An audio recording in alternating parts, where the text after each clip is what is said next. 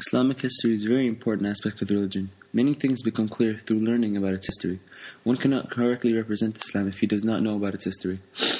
Years before Islam, a boy named Muhammad, peace be upon him, was born into a world where fornication, intoxication, gambling, and many more sinful actions were as common as the rising of the sun. He was born to a widow named Aminah, and his father was named Abd Al-Muttalib, and he had died before the boy was born. Aminah raised the boy until he was 6, then she passed away. His grandfather then took him in and raised him. His grandfather was the head of the Hashim tribe. Later on, his grandfather too passed, and he was taken in by his uncle Abu Talib. Once Muhammad, peace be upon him's prophethood was foretold by a rabbi, which inspected a mark on his shoulder. As a custom back in the day, Muhammad, peace be upon him, was sent to live with a Bedouin family for a year or two.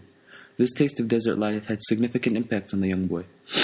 He learned that Arabic language was their pride and art. His solidarity was there also taught him life lessons. When Muhammad, peace be upon him, was in his 20s, he entered the service of a widow named Khadija, radiallahu anha. After some time, Muhammad, peace be upon him, married Khadija. In this period of Muhammad's life, he traveled a lot until he began retiring to the cave on the mountain of Hira to worship Allah and think. This is where the glorious events started to occur. One day, Muhammad, peace be upon him, was in the cave, and the archangel Gabriel descended upon him and said, "Recite." Muhammad replied that he could not. The angel repeated this 2 more times, until he said, "Recite in the name of your Creator, which created you from a clot of blood." These were the first verses of the Quran ever descended upon Muhammad, peace be upon him. He told his wife Khadija, his daughters, and his other close relatives about this occurrence. Khadija took Muhammad, peace be upon him, to her uncle Waraqa, which was a Christian convert. After he was told what had happened, he confirmed Muhammad's prophethood and told him that the archangel Gabriel had descended upon him. Muhammad, peace be upon him, proclaimed Allah as the only worthy to worship, and Khadija was his first convert to Islam. Very few listened to Muhammad's message, and others were mad. Abu Talib protected him when he was head of the Hashim tribe, but in 619, both Khadija and Abu Talib died. The next leader of the Hashim tribe was Abu Lahab, which refused to protect Muhammad, peace be upon him. Muhammad feared for his life for the next 3 years.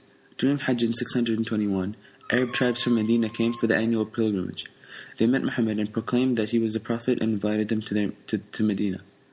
The next year was intolerable for the Muslims, so on June 622, they migrated to Medina on what is now called the Hijra. In tiny groups, 150 Muslims left the city of Mecca to Medina, 280 miles in the north. When the news reached Mecca that Muslims escaped Medina, they tried to kill Muhammad, peace be upon him. Muhammad was able to sneak out of Mecca by another route in September of the same year. The Arab tribes of Medina, which used to wage war on each other, submitted to Muhammad's prophethood and the message of Islam. The Muslims threatened Mecca's caravan service. Therefore, Mecca responded with 1,000 soldiers at the Battle of Badr on March 624.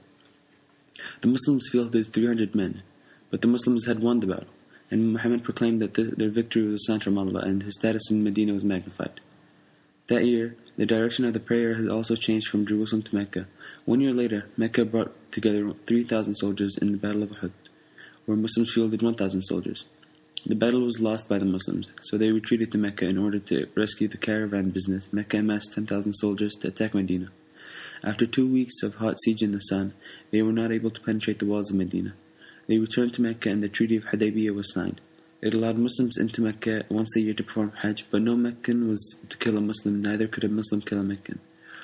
2 years later, on January 630, Muhammad, peace be upon him, led an army of 10,000 warriors into Mecca since the treaty had been nullified because Muslims were killed. The cities then submitted to Islam. Muhammad, peace be upon him, proceeded to destroy the false idols inside the Kaa'bah. In the year 632, Muhammad, peace be upon him, made his final pilgrimage and his final sermon, then died 3 months later in June.